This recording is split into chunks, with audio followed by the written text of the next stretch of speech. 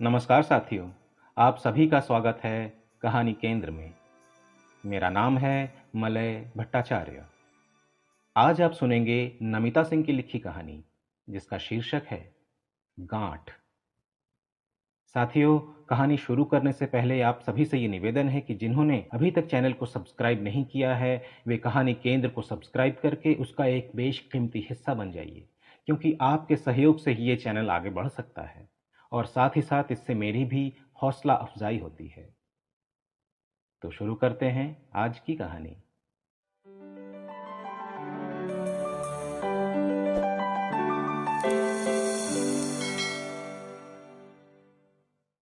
Professor साहब, कब से है ये गांठ आपकी मदर के?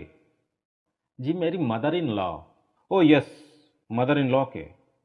मेरे ख्याल से काफ़ी समय से, पिछले 3-4 महीने से तो थी तकलीफ, या फिर शायद 6 महीने से थी। फिर इतनी देर क्यों कर दी प्रोफेसर साहब? डॉक्टर का स्वर खींचा हुआ था। वे उन कागजों को देखते जा रहे थे जो प्रोफेसर वर्मा ने एक फाइल से निकालकर उनके सामने रखे थे।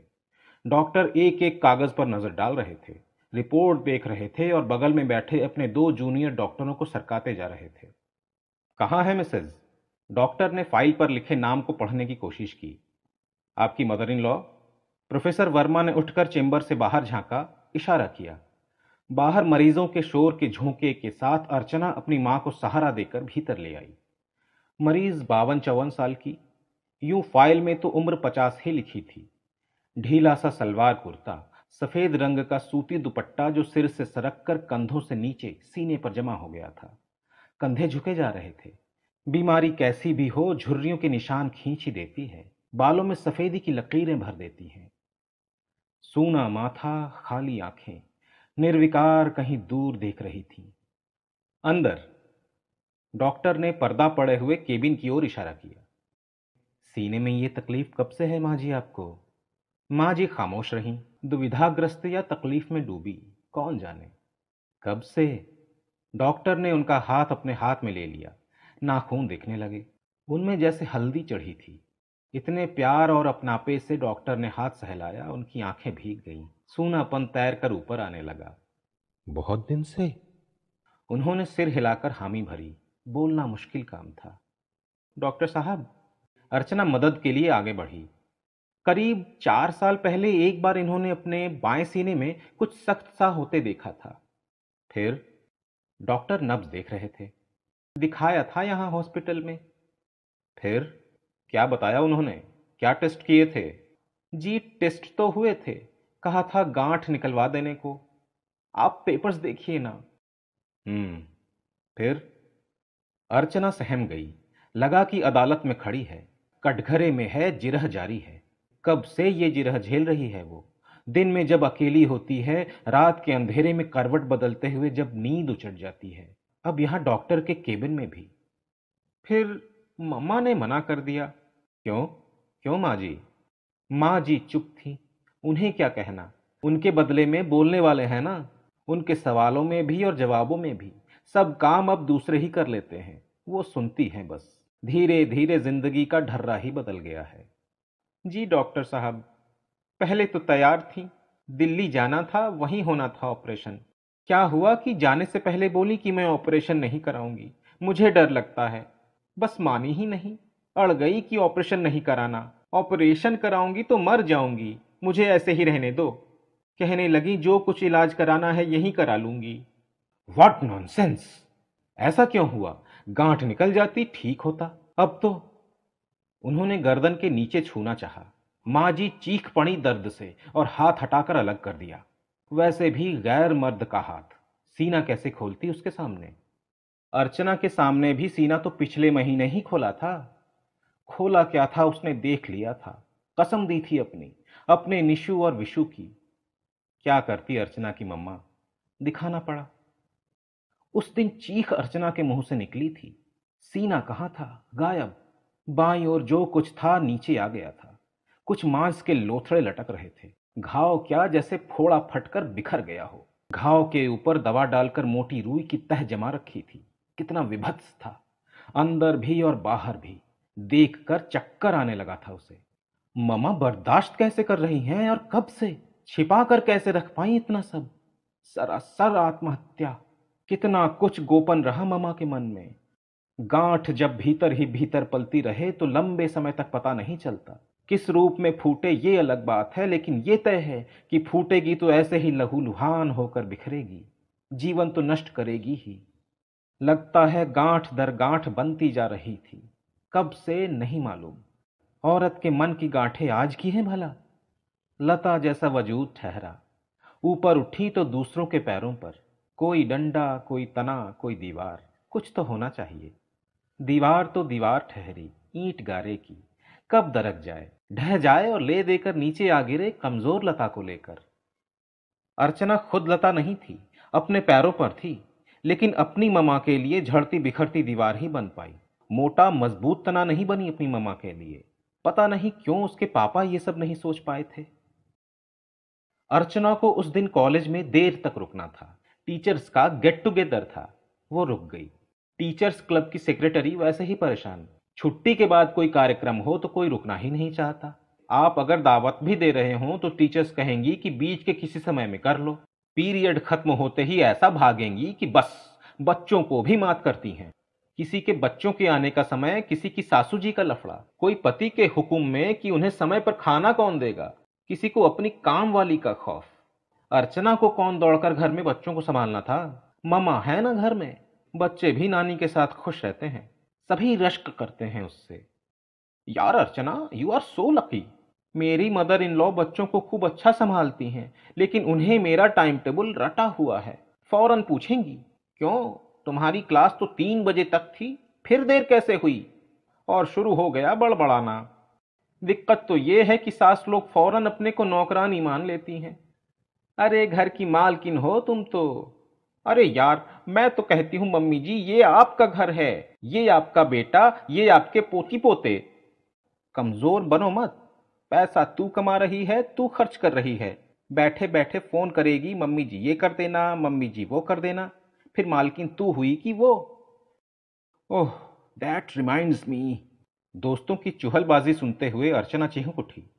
मैं भी ममा को फोन कर लूं। ममा, मैं देर से आऊंगी, जरूरी मीटिंग है। क्या? सुंदरकांड का पाठ कहाँ है? अरे फिर चली जाना सुनने, मैं सुना दूंगी तुम्हें सुंदरकांड। हाँ, निशु को 4 बजे छोटी वाली गोलियां दे देना, 6 गोलियां। नहीं नहीं, 2 नहीं, 6 गोलियां, भूलना मत। पता चला सो गई। और हाँ, निशु को होमवर्क करने बिठा देना, विशु को खेलने मत देना उसके साथ।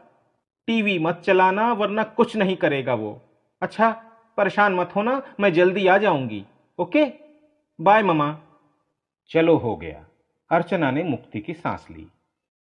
गांठें तो अर्चना की भी खुल रही हैं। धीरे धीरे रिश्ती जा रही हैं स्मृतियां। एक भय जकड़ रहा है उसके दिमाग को। सर्द हो रही हैं शिराएं। पापा याद आ रहे हैं। पापा होते तो मम्मा ठीक हो जाती। हाँ जरूर, ऑपरेशन भी होता। मम्मा का डर? कुछ नहीं, सब बहाना था। बचा लिया तुझको तेरी मम्मा ने। ये कौन बोल रहा है उसके भीतर बैठा? पापा, पापा। हाँ बेटा, क्या हो गया ये सब? क्या हो गया तुम्हारी मम्मा को? कैसे हुआ? मुझे नहीं मालूम पापा। वो सुबकने लगी। मुझे माफ कर दो पापा, मुझे माफ कर दो।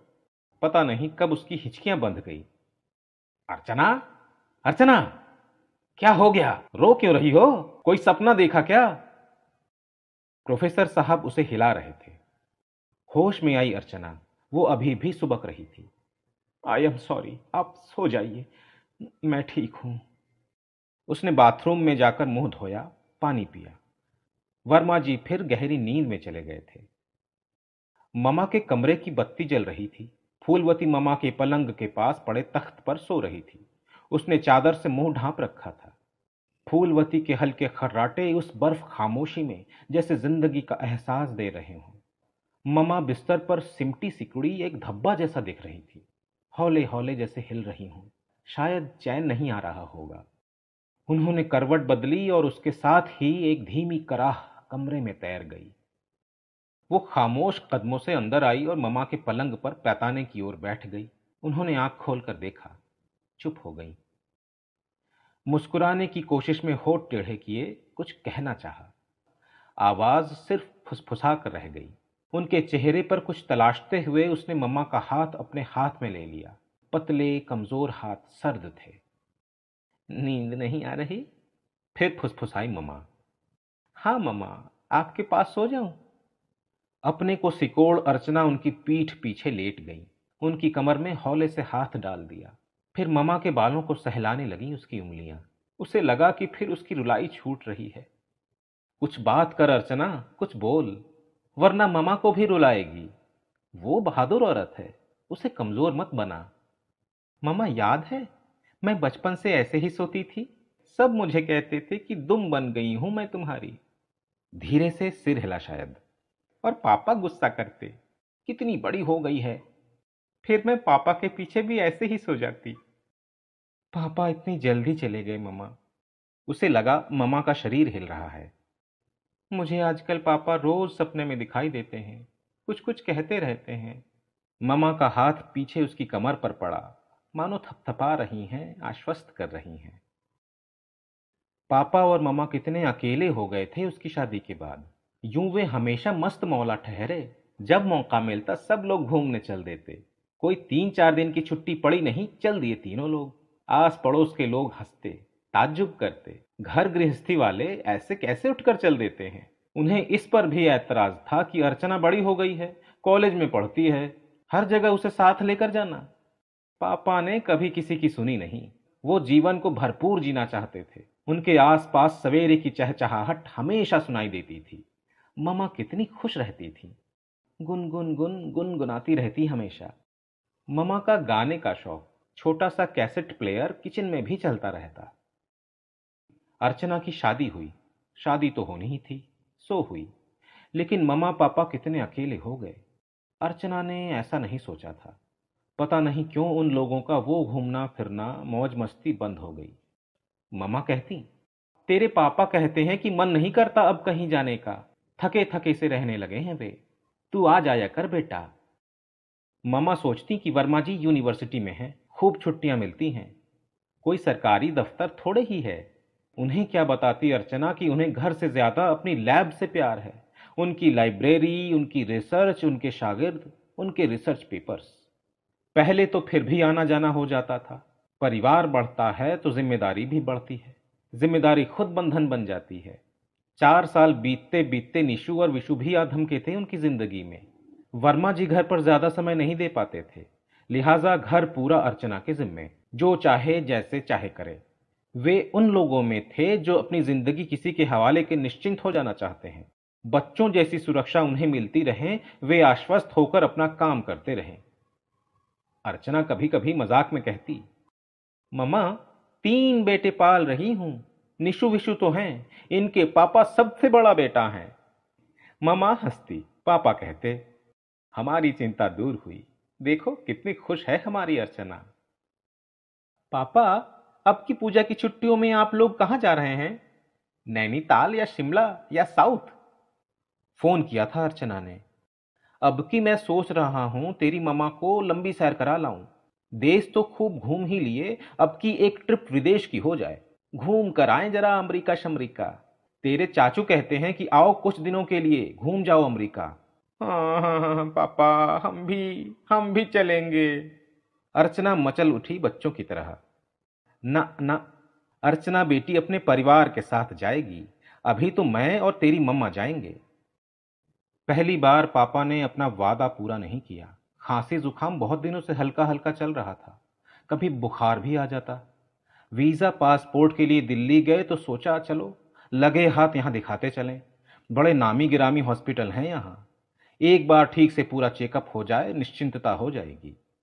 चेकअप कराना ही कयामत हो गया। कभी कभी कितनी तेजी से चीजें बदल जाती हैं।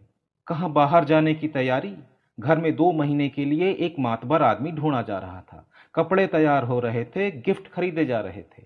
अब सब कुछ स्थगित कर दिल्ली में ही डेरा डालना पड़ा। अक्सर रहने वाली कब्ज की शिकायत और गैस की तकलीफ अपने पीछे कैंसर जैसी भयानक स्थिति छिपाए है, कौन सोच सकता था। डॉक्टरों ने साफ कर दिया था कि लगभग तीसरी स्टेज है, फेफड़ों तक असर आ गया है। ऑपरेशन, रेडियोथेरेपी, अब सब दिल की तसल्ली के लिए थे। आखिरी सांसें लिए दिए पापा घर आ गए। जितने दिन बचे हैं उन्हें मन का सुकून मिले, अंतरंग क्षणों को जी सकें, अपनों के बीच समय गुजारें। ममा की आंखें एकदम सूखी थीं। ना, वो रोएंगी नहीं। आखिरी लम्हों में पापा को पूरी तरह आश्वस्त करना चाहती थी ममा। दिल्ली से वापस कानपुर आने पर अर्चना ने अपना घर प्रोफेसर साहब के हवाले किया और कहा था, आप जैसे चाहे करें, मैं पापा की आखिरी दिनों में सेवा करना चाहती हूँ। सच तो है, वो जानती थी कि ममा को देखते हुए वो तड़पते रहेंगे, लेकिन प्राण नहीं त्यागेंगे। सब कुछ इतनी जल्दी हो गया, कुछ भी तो नहीं कर सके थे वे अपने घर के लिए। ममा के पीछे उनकी गैर हाजिरी में जबान पर बस यही होता, बेटा तेरी ममा का क्या होगा, कैसे होगा वो अकेली। पापा, मैं हूं ना, वर्मा जी हैं। पापा आप क्यों चिंता करते हैं, सब ठीक हो जाएगा। सचमुच बेटा, क्या सचमुच? पापा कैसी बातें करते हैं आप? वर्मा जी आप लोगों को बिल्कुल अपने मम्मी पापा जैसा समझते हैं। हाँ बेटा हाँ। आखिरी दिनों में उनका बोलना अस्पष्ट हो गया था, आवाज भी नहीं निकलती। वे हाथ पकड़े रहते, आंखों से ही कुछ कहते, कुछ गुनते। पापा की आंखें हरदम कुछ मांगती हुई सी, कुछ तलाशती, रास्ता ढूंढती सी। ज्यादातर तो मॉर्फिन के असर से सोते रहते या आधी नींद में होते, सोते जागते से। ऐसे ही हाथ थामे थामे पापा चुपचाप कब सरक लिए पता ही नहीं चला। पापा ने आंखें मूंद ली और दुनिया से चले गए। मम्मा ने जीते जी सबकी ओर से आंखें मूंद ली। जो चाहो जैसे चाहो करो, करो या ना करो, लुटने दो, सब कुछ बह जाने दो। मम्मा एकदम अकेली थी, कैसे रहेगी? कभी अपनी मर्जी से खाने का मेन्यू तक नहीं तय किया था, 2 पैसे की चीज नहीं खरीदी, पूरी तरह पापा पर निर्भर, पूर्ण समर्पित। शायद पापा के बिना जीवन की कल्पना भी नहीं कर सकती थी मम्मा। उन्होंने भी तो कुड़क मुर्गी की तरह उन्हें अपने पंखों के नीचे दबा छिपा कर रखा था, नए चूजे की तरह, एकदम सुरक्षित। कोई तेज हवा भी न छू सके मम्मा को। जरूरत शुरू होने से पहले ही वो सब कुछ हाजिर, जिसे शायद कभी उन्हें कहना होता। कैसा सहेज संभाल कर रखते थे पापा अर्चना की मम्मा को।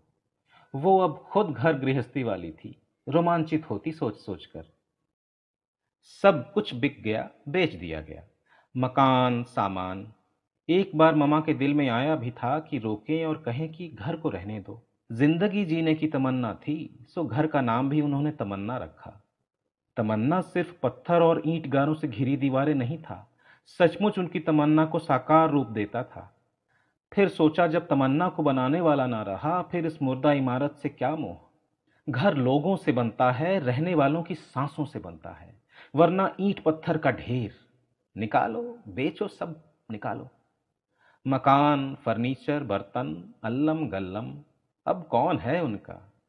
अर्चना, उसका परिवार, उसके बच्चे, वही बेटी, वही बेटा, सब कुछ उसी का है। वो हमारी, हम उसके। मामा को लेकर अर्चना आ गई अपने घर। घर उसका था, वर्मा जी का था, निशु विशु का था और अब मामा का भी था। अर्चना ने जैसे सब सौंपते हुए कहा, मामा अब घर आपका, गृहस्थी आपकी, हम आपके। और मैं किसकी? मामा कितने दिनों बाद मुस्कुराई थी। आप हमारी। अर्चना के तो पंख लग गए। अपने लोगों के बीच हमेशा लोकप्रिय रही है वो। अब तो घर में पैर टिकता ही नहीं। पहले कॉलेज, फिर दोस्त अहबाब, मोहल्ला पड़ोस, कुछ नहीं तो सैर सपाटा, कभी अपनी ओर से, कभी कॉलेज की ओर से, नहीं तो दोस्तों के साथ। उस दिन की बात, इतवार का दिन। सवेरे से निकली थी अर्चना, शाम के 4 बजने को आ रहे थे। छुट्टी के दिन वैसे ही निरे काम जमा हो जाते हैं। फिक्र से उनकी जान निकल रही थी, तभी उसका फोन आया। ममा, मैं गायत्री भाभी के घर हूं, आप फिक्र मत करना, देर हो जाएगी मुझे। नहीं ममा, मैंने खा लिया है, मेरा इंतजार मत करना। तुम खा लो और बच्चों को भी खिला दो। अरे ममा, आप भूल गई, गायत्री भाभी की यहां शादी है ना। अरे मीनू की, उसके बक्से पैक कराने हैं। अच्छा ममा, एक जरूरी बात, आज वर्मा जी के साथ शाम को उनके एक दोस्त आएंगे। प्लीज ममा, आप कुछ तैयारी कर लेना नाश्ते के लिए, बस कुछ पकौड़ी शकौड़ी और थोड़ा सा हलवा। अपनी सासू जी के हाथ का हलवा वर्मा जी को बहुत पसंद है ना। नहीं नहीं, मैं तब तक आ जाऊंगी, चिंता मत करो।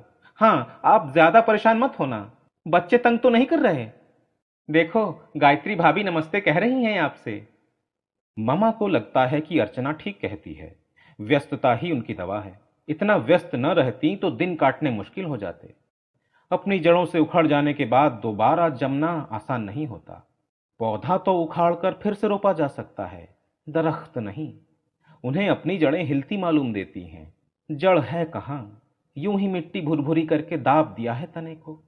तन डोलता है तो मन भी उखाड़ पछाड़ होने लगता है। विशु को बुखार है, संभलता ही नहीं। उन्हें तो अब आदत भी नहीं रही छोटे बच्चे संभालने की।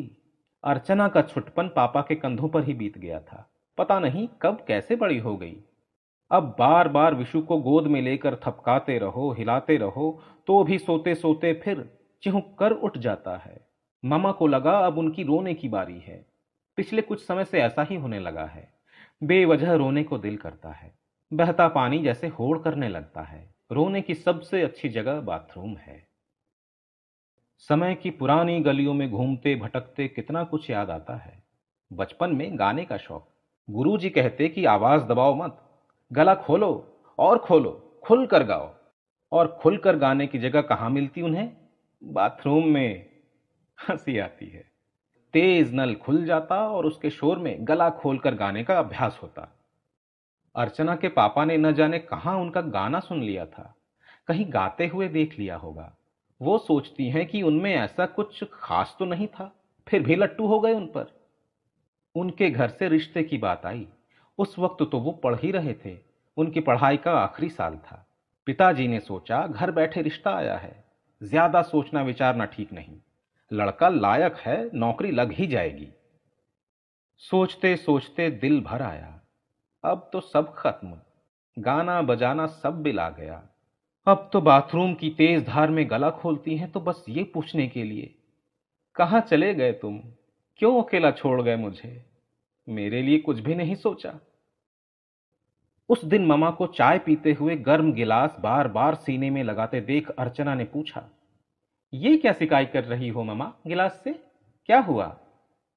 पता नहीं बेटा, उस दिन विशु का सिर लग गया था, यहां दर्द सा हो रहा है। गर्म पानी की थैली दे दूं? अरे नहीं, ठीक हो जाएगा, कोई खास बात नहीं है। एक हफ्ते बाद फिर सीना सिकाई। गर्म पानी की थैली रखी थी बाएं सीने पर। अब की बार नहीं मानी अर्चना। डॉक्टर पद्मा राय के पास ले गई पकड़कर।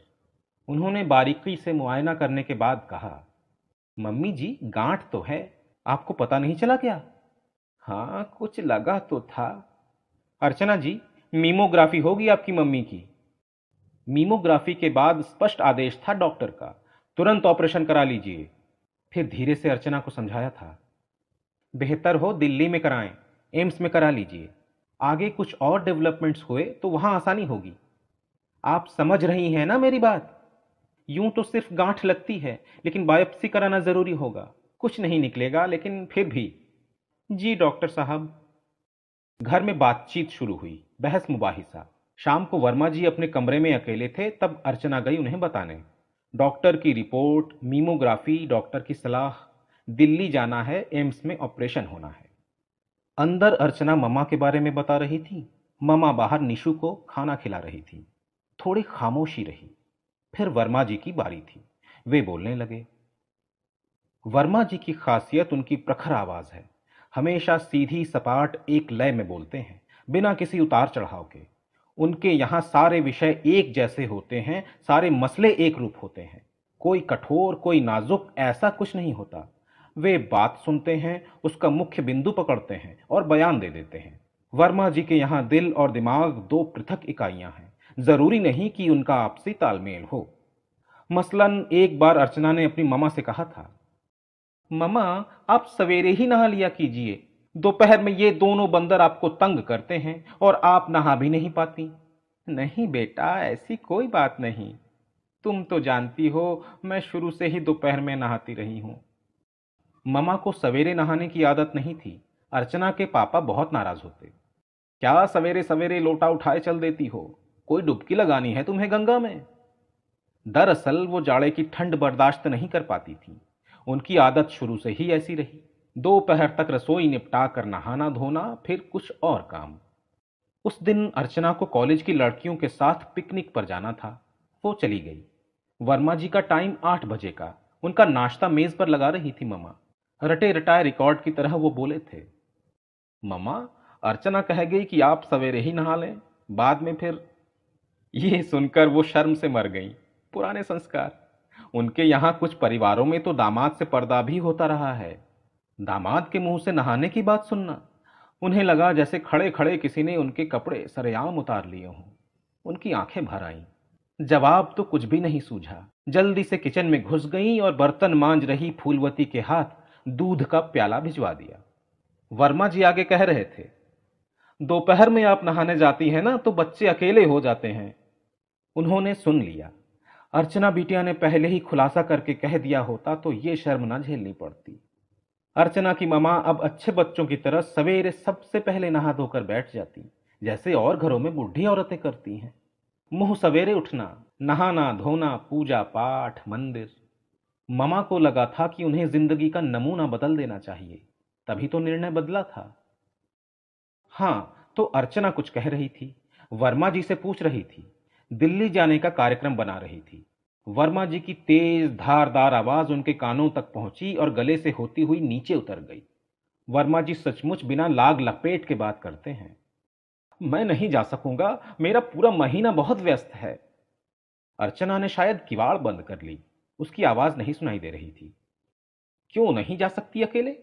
मुझे तो परसों बनारस जाना है, फिर 1 महीने के लिए जाना है चेन्नई। डिपार्टमेंट की वर्कशॉप है वहां, मैं कोऑर्डिनेटर हूं।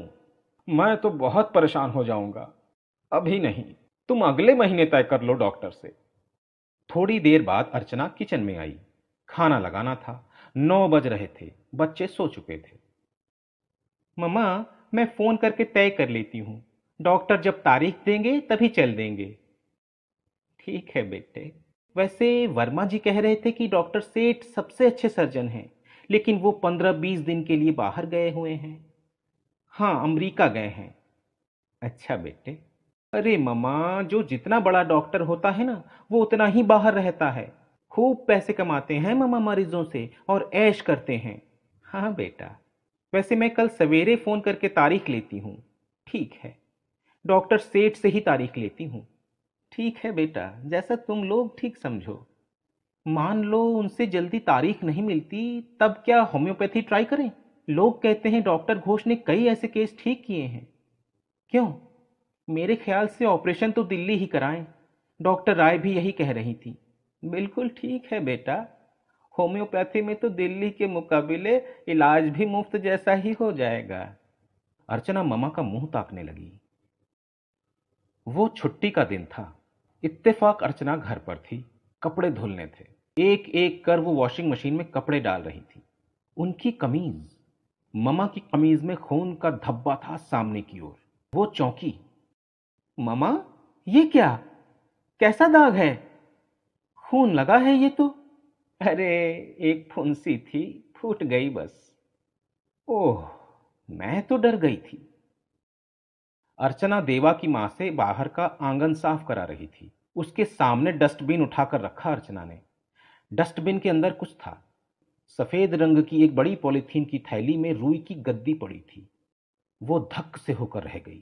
थैला खोला। वहीं एक डंडी पड़ी थी, उससे हिलाया, ऊपर से नीचे किया।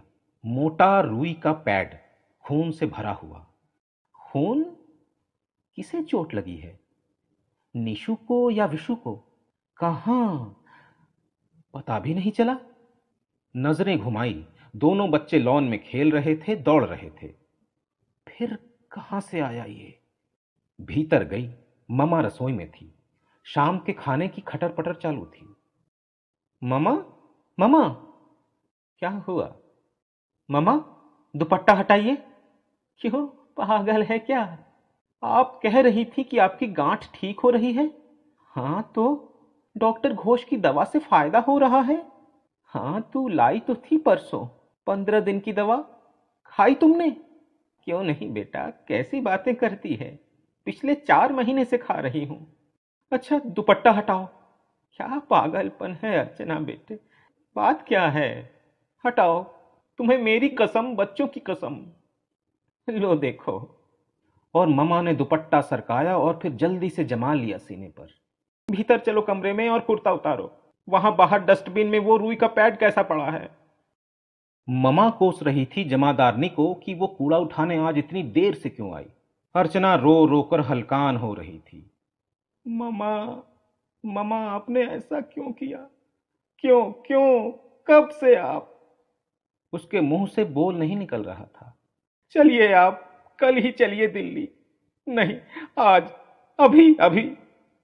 संभालो अपने आप को बेटे। ममा की आवाज थकी हुई थी। अर्चना धीरे धीरे ममा को थपकती रही। ममा का बदन हिलना बंद हो गया, शायद नींद आ गई थी। ममा की गांठ ने तो उनका सीना छलनी कर दिया। डॉक्टर जवाब दे चुके हैं, हफ्ता 10 दिन का समय है। वो क्या करे, कैसे खुश रखे उन्हें। वो दबे पांव उठकर अपने कमरे में आ गई। वर्मा जी के खर्राटे चालू थे। अंदर घुटन थी, उसके गले में जैसे कुछ फंस रहा था। सांस लेने में तकलीफ हो रही थी। थोड़ी देर कमरे में इधर उधर डोलती रही, फिर बाहर आंगन में आ गई। चारों ओर पसरा अंधेरा। सड़क पार खंबे पर लगी सोडियम लाइट की पीली रोशनी की धार नीम के पेड़ से छनकर वहां तक आ रही थी। सहमी हवाएं निःशब्द थीं। चारों ओर फैला काला आसमान जैसे उसे अपने आगोश में लेने को तत्पर था। उस पर छिटके चमकीले सितारे सामने आ रहे थे, उछलते कूदते, एक के बाद एक ढेर सारे सवालों के साथ। उसके पैर कांपने लगे। वहां कोने में पड़े तख्त पर बैठ गई वो। उसके गले में फंसी हुई रुलाई जैसे छिटक कर बाहर आ गई और बहने लगी। रुलाई थम नहीं रही थी। उसे लगा ममा की गांठ उसके भीतर उग आई है, दिल से होती हुई दिमाग में ठुस गई है। वो क्या करेगी अब? ममा की तो चला चली की बेला है। उसके बाद सारी जिंदगी अपनी इस गांठ को ढोती रहेगी वो।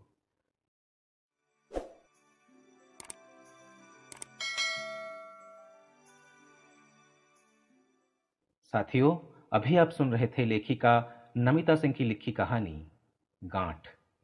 इस कहानी पर अपनी प्रतिक्रिया कमेंट बॉक्स में जरूर दीजिएगा। नई कहानियों को समय पर सुनने के लिए बेल आइकन को प्रेस करके ऑल पर सेट कर दीजिए। आप सभी का हृदय से धन्यवाद।